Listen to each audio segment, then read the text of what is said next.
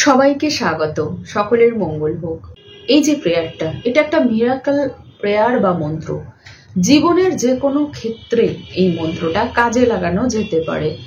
এই মন্ত্রটা যদি কেউ বাই হার্ট করতে পারে তাহলে তার সব রকম সমস্যা মিটে যাবে। কিন্তু প্রেয়ারটা করতে হবে মন থেকে, মানে শুধুই মুখে বলে গেলাম, কোনো ফিলিং নেই, তাহলে কিন্তু প্রেয়ারটা কাজ করবে না।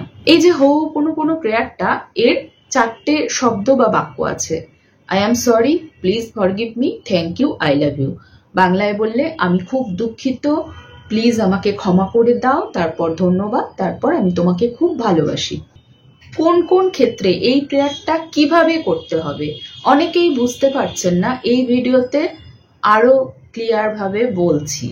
আর যারা এই প্রেয়ারটা নিয়ে আরো কিছু জানতে চান তারা চ্যানেলে যে টেকনিকের প্লে লিস্ট আছে সেখানে গিয়ে হো কোনো এই নাম দিয়ে যে ভিডিওগুলো আছে সেগুলো একবার দেখে নেবেন, তাহলে আরো অনেক কিছু বুঝতে পারবেন, জানতে পারবেন। হো ও কোনো এই যে প্রেয়ার, এটা কিন্তু প্রেয়ারটার নাম।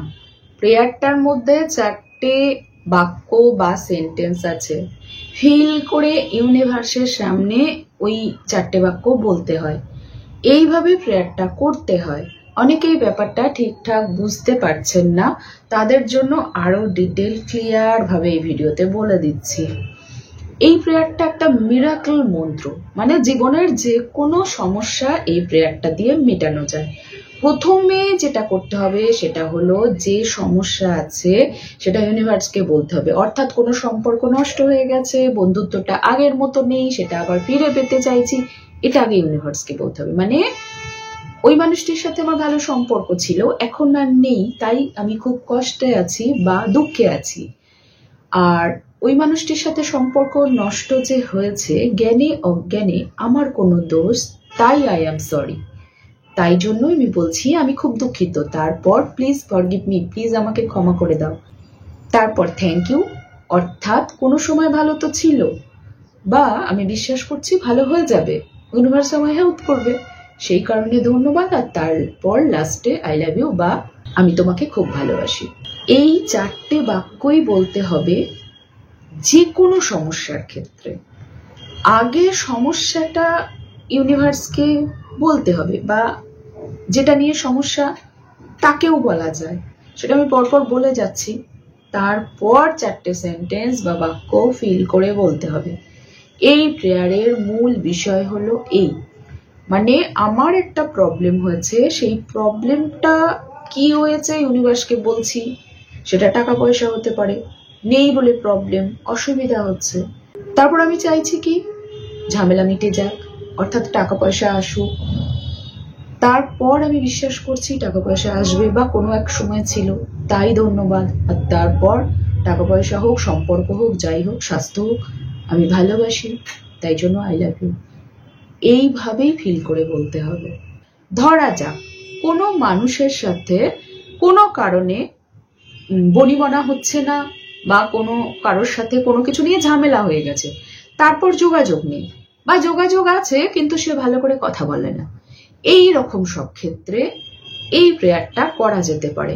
এই প্রেয়ারটা করার জন্য কোনো একটা জায়গায় শান্ত মনে বসে সেই মানুষটির কথা ভাবতে হবে, তারপর মনে মনে তাকে এই 4টে সেন্টেন্স বা বাক্য বলতে হবে। মানে বিষয়টা এইরকম, আই এম সরি, অর্থাৎ যা কিছু হয়েছে তার দায় আমি নিলাম, তারপর আই এম সরি, তারপর প্লিজ ফরগিভ মি, মানে প্লিজ আমাকে ক্ষমা করে দাও, আর তারপর ধন্যবাদ, অর্থাৎ আগে কোনো সময় ভালো সম্পর্ক ছিল, বা আমি বিশ্বাস করছি ইউনিভার্স বা ওই মানুষটি আমাকে ক্ষমা করে দিয়েছে, তাই জন্য ধন্যবাদ। আর লাস্টে আই লাভ ইউ বা আমি তোমাকে ভালোবাসি, ওই মানুষটিকে বলা হচ্ছে।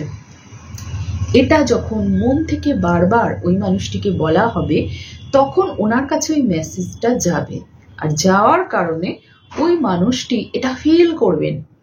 তখন উনি যেটা করবেন, এই যে ঝামেলাটা হয়েছে এটা মিটিয়ে নেওয়ার চেষ্টা করবেন। এই প্রেয়ারটা যখন করা হবে ওই মানুষটির কথা মনে করে, তখন কিন্তু কয়েকটা বিষয়ে খেয়াল রাখতে হবে। আর নেগেটিভ চিন্তা করাও যাবে না। যদি পরে নেগেটিভ চিন্তা মনে আসে তাহলে এই প্রেয়ারটা কাজ করবে না, কেননা দুটো মেসেজ হয়ে যাবে।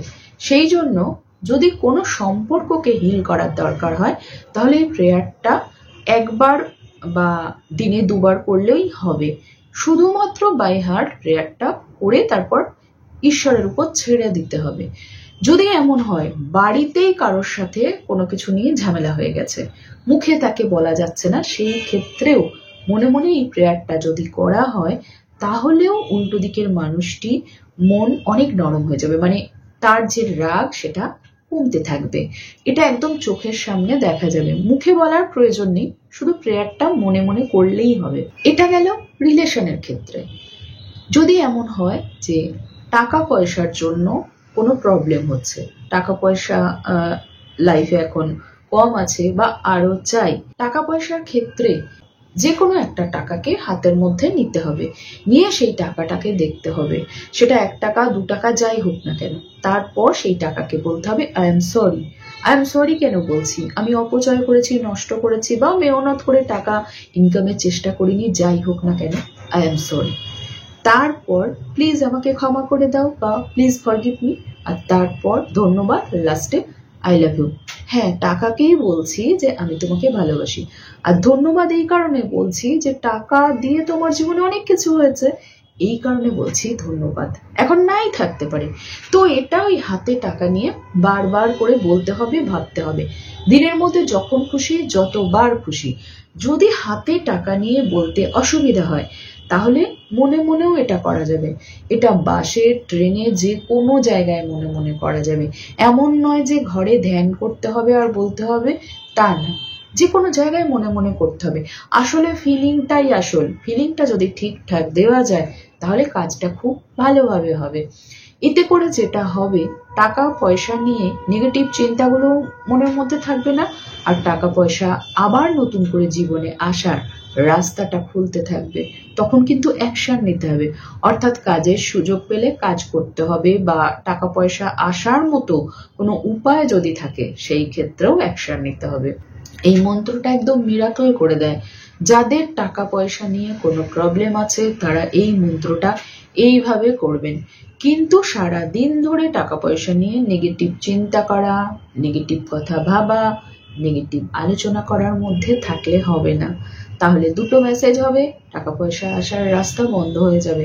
ব্যাপারটা হলো এইরকম, টাকা একটা এনার্জি বা পাওয়ার, তাকে আমি এই বার্তাটা দিয়েছি যে আমি সরি, আমি দুঃখিত, এবার তুমি তোমার যা করার করো। একটাই মেসেজ দিয়েছি, টাকা আমার জীবনে আসার জন্য ইউনিভার্স যা করার করবে। এই বিশ্বাস আর ভরসা আমাকে কিন্তু রাখতে হবে। স্বাস্থ্যের জন্য যদি কেউ এই প্রেয়ারটা করেন তাহলে শরীরের যে জায়গাটায় প্রবলেম সেটার কথা মনে করে মনে মনে ওই জায়গাটা ভেবে বলতে হবে I am sorry, please forgive me, thank you, I love you, বা আমি খুব দুঃখিত, প্লিজ আমাকে ক্ষমা করে দাও, thank you, I love you. সেটা হাতে ব্যথা হতে পারে, হাঁটু ব্যথা হতে পারে, যে কোনো কিছু হতে পারে। অর্থাৎ হাঁটুটা আগে ভালো ছিল, এখন প্রবলেম হচ্ছে, আমার নিজের তো সেই প্রবলেম হচ্ছে, এটা আমি বিশ্বাস করছি এবং এই বিশ্বাস থেকে আমি মন থেকে বলছি আই এম সরি। তারপর বলছি প্লিজ আমাকে ক্ষমা করে দাও, অর্থাৎ ব্যথা তুমি চলে যাও, প্লিজ আমাকে ক্ষমা করে দাও। তারপর thank you, I love you, অর্থাৎ কোনো সময় তো ভালো ছিল তাই থ্যাংক ইউ, আর হাঁটুকে তো ভালোবাসি সেই জন্য আই লাভ ইউ। এইভাবেই করে যেতে হবে প্রেয়ারটা। রেজাল্ট দেখতে যাওয়ার কোনো দরকার নেই, ওটা ঠিক হয়ে যাবে যদি মন থেকে করা হয়। আমার একবার আমার চোখে একটা প্রবলেম হয়েছিল, সেই প্রবলেমটা এই কোনো প্রেয়ারটা করে ঠিক হয়। সেটা কিভাবে করেছিলাম আমি বলে দিচ্ছি, তাতে সবার বুঝতে সুবিধা হবে। আমার এই চোখটা কিছুদিন যাবৎ খুব চুলকাচ্ছিল, তো ডাক্তার দেখাবো এরকম প্ল্যান করছিলাম। তখন আমার এক বন্ধু একটি কারণে ডাক্তার দেখাতে বারণ করে এবং ও বলে এই ড্রপটা লাগালে তোমার ওই চোখের প্রবলেমটা ঠিক হয়ে যাবে। সেটা সাধারণ একটা আই ড্রপ। তো আমি ওটা কিনি, তারপর চোখে দিই, কিন্তু আমার চোখে ওই চুলকানোটা পুরোপুরি কমছে না। তখন আমি এই প্রেয়ারটা করি। কি বলে কিভাবে করেছিলাম বলছি। আমি প্রথমে আমার ইউনিভার্সকে বা ঈশ্বরকে বলি আমার এই যে চোখে চুলকাচ্ছে, আমার খুব প্রবলেম হচ্ছে, আমার খুব কষ্ট হচ্ছে, আমি এখান থেকে বেরোতে চাই। তো যেভাবেই হোক এই চুলকানোটা শুরু হয়েছে আমারই কোনো দোষে শুরু হয়েছে, আমারই কোনো দোষে যে শুরু হয়েছে সেই কারণে আমি খুব দুঃখিত, আই এম সরি। প্লিজ আমাকে ক্ষমা করে দাও, আমার চোখ ঠিক হয়ে যাক, তারপর ধন্যবাদ, আর তারপর I love you. I love you আমি ইউনিভার্সকেও বলছি, আমার চোখকেও বলছি। এটা বাই হার্ট করেছি, আমি কোথাও বসে করিনি। আমি গাড়ি করে এক জায়গায় যাচ্ছিলাম, আমার মেয়ের পরীক্ষা চলছিল, ওকে দিতে যাচ্ছিলাম। ও সামনে বসেছে, আমি পিছনে বসেছি। আমি ওই সিটে বসে বসেই এই প্রেয়ারটা করে যাচ্ছিলাম এইভাবে। পরে আমি নোটিস করলাম যে ওরকম ভয়ানকভাবে চুলকাচ্ছিল, ঠিক হয়ে গেছে। ওই যে ওষুধটা ড্রপটা দিয়েছিলাম, সেই ড্রপটা দেওয়ার কারণে একটু ঠিক হয়েছিল, কিন্তু পুরোটা ঠিক হচ্ছিল না। এরপর বেশ কয়েকবার ওরকম চুলকাচ্ছিল, প্রতিবারই আমি এই প্রেয়ারটা মন থেকে করেছি, তারপর দেখছি ওটা আমার ঠিক হয়ে গেছে।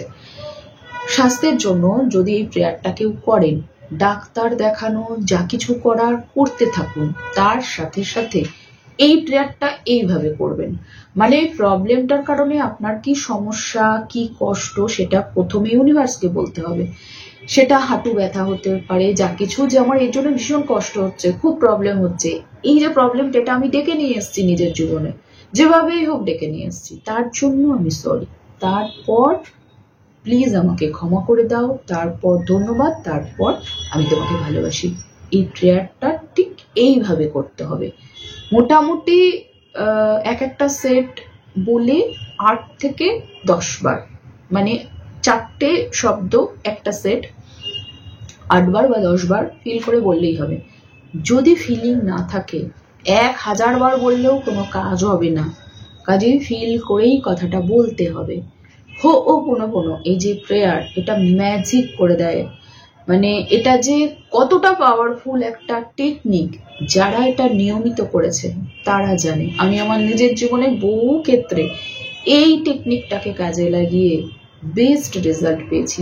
আমি ভীষণ বিশ্বাস করি এই টেকনিকটাকে, কেন কি আমি দেখেছি এই টেকনিকটা মিরাকেল করে দেয়।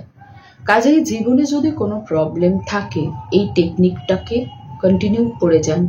কতদিন করছেন এটা ভাবার দরকার নেই, এ আপনাকে বেস্ট রেজাল্ট দেবেই, কিন্তু নিজের ঈশ্বরের উপর বিশ্বাস আর ভরসা রেখে টেকনিকটা করতে হবে। যে কোনো ভাঙা, খারাপ হয়ে যাওয়া জিনিসকে এই টেকনিকটা মেরামত করে দেয়। আসলে এটা একটা হিলিং টেকনিক।